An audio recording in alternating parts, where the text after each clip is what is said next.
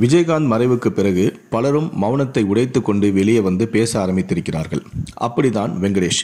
இவர் விஜயகாந்திடம் 30 வருடங்களுக்கு மேலாக டிரைவராக இருந்தவர். அதுவும் அவர் கூடவே இருந்தவர். விஜயகாந்தை அதிகம் அறிந்தவர். தனது முதலாளி பற்றி இவர் இப்போது பேச ஆரம்பித்திருக்கிறார். அப்படி அவர் என்ன சொல்லியிருக்கார் என்பதை பார்க்கறதுக்கு முன்னாடி இந்த வீடியோ பார்க்குற நீங்கள் மறைந்த விஜயகாந்தோடைய ஆன்மா சாந்தி அடையணும் அப்படின்னு நினச்சிங்கன்னா இந்த வீடியோக்கு லைக் கொடுத்துட்டு தொடர்ந்து இந்த வீடியோவை பாருங்கள். கேமரா முன்பு பேச ஆரம்பித்தார் வெங்கடேஷ். ஒரு நாள் கூட அவர் என்னை வேலைக்காரனாக நினைத்து பேசியதே கிடையாது. அவர் எனக்கு அண்ணன் மாதிரி தான். ஹோட்டல் ரூம்களில் தங்கி இருந்த போது கூட என்னை தரையில் படுக்க விட மாட்டார். அவருடனே சோபாவில் தான் படுக்க அனுமதிப்பார். அவர்தான் என்னை வெளிநாட்டுக்கும் அழைத்துச் சென்றார். ஒரு நாள் கூட நான் இது வேண்டும் என்று அவரிடம் கேட்டதே இல்லை. அவரே பார்த்து என்னை கவனித்து கொண்டார் என்கிறார் வெங்கடேஷ். அது மட்டுமல்ல, இன்னும் பல விஷயங்களை அவர் பேசியிருக்கிறார். நான் முதலாக இப்ராஹிம் ராவுத்தர் மூலமாக தான் விஜயகாந்தை சந்தித்தேன்.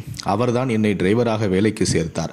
சென்னையில் தான் வேலையில் சேர்ந்தேன். அவர்தான் விஜயகாந்திடம் சொல்லி என்னை அவரது டிரைவராக இருக்கச் சொன்னார். அப்போது விஜயகாந்த் என்னோட டேஸ்ட்டுக்கு தகுந்த மாதிரி இவன் ஓட்டுவாரா என்று கேட்டார். நான் பார்க்க வேணாமா எனவும் கேட்டார். அதற்கு ராவுத்தர், உன் டேஸ்ட் எனக்கு தெரியாதாடா, இவன் உனக்கு செட் ஆகுவான் என்று சொன்னார். இவன் நல்ல ஓட்டுவான், நான் சொல்கிறேன் வைத்துக்கொள் என்றார். அன்று முதல் 30 வருடங்களாக நான் தான் விஜயகாந்துடைய டிரைவர் என்றபடி பேசத் தொடங்குகிறார் வெங்கடேஷ். நானும் கேப்டனும் முதலாக காரில் போனது மீனாட்சி திரைவிளையாடல் ஷூட்டிங் ஸ்பாட்டுக்கு தான். இந்த படத்தை கே. சங்கர் இயக்கினார். இந்த ஷூட்டிங் விஜிபி பீச்சில் நடந்தது. இந்த படம் 1989 வெளியானது. போகும்போதே கேப்டன், தம்பி வேகமாக ஓட்ட வேண்டும் என்றார். நான் டிரைவர் மட்டுமல்ல, மெக்கானிக்கும் கூட. ஆகவே அடித்து தூக்கி வண்டியை ஓட்டினேன். அவருக்கு அது பிடித்து விட்டது. மேக்கப் ரூம் உள்ளே சென்றதுமே ராவுத்தருக்கு ஃபோன் போட்டார். சூப்பர் பையன்டா, நான் இவனையே வைத்துக் கொள்கிறேன் என்றார். அன்று தொடங்கியது அவருடைய பயணம்.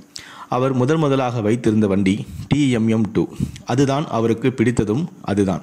இப்போது வரை அதை பழுது நீக்கி தன்னுடைய வீட்டிலேயே வைத்திருக்கிறார்.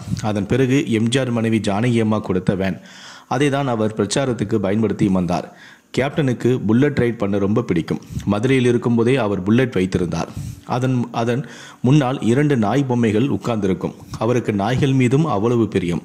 வீட்டில் கூட நிறைய நாய்களை வளர்க்கிறார். அவருடைய மகன்களுக்கும் நாய்கள் மீது பிரியம் அதிகம். என்னை விட வேகமாக கார் ஓட்டுவார் கேப்டன். அவரும் நடிகர் ராதா ரவியும் சேலம் டு கோயம்புத்தூர் ரைடு பண்ணுவார்கள். அப்போது எல்லாம் என்னை பின்னால் உட்கார வைத்து விடுவார். எனக்கு ரொம்ப பயமாக இருக்கும். அவர் வண்டி ஓட்டும்போது பயப்படக்கூடாது என்பார். வண்டி போனாலும் பரவாயில்லை, நம்ம பாதுகாப்பு தான் முக்கியம். ஆகவே வண்டிக்கு அடிபட்டு விடும் என்று பயப்படாதே என்பார்.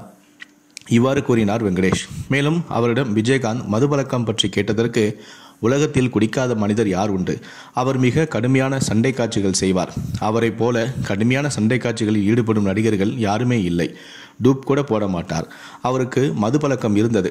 ஆனால் இவர்கள் சொல்வதைப் போல, மற்றவர்கள் சொல்வதைப் போல அவர் அடிமையாகலான் இல்லை. அப்படி சொல்லுபவர்கள் அவரை அறியாதவர்கள், தெரியாதவர்கள், ஏதேதோ உளறுகிறார்கள். அது உண்மை இல்லை. காலையிலே எழுந்து உடற்பயிற்சி செய்வார். அதை எப்போதுமே அவர் விட்டது இல்லை. அவரது காலை பிடித்து தூக்கச் சொல்வார். அதை நெற்றி வரை கொண்டு வந்து தொடுவார். அப்படி செய்வது கடினம். அந்த அளவுக்கு பயிற்சி செய்தால்தான் காலை வைத்து அவரால் அப்படி சண்டை காட்சிகளில் நடிக்கவும் முடிந்தது என்றவிடம் ராவுத்தர் பிரிவு ஏன் என்ற கேள்வியும் எழுப்பப்பட்டது.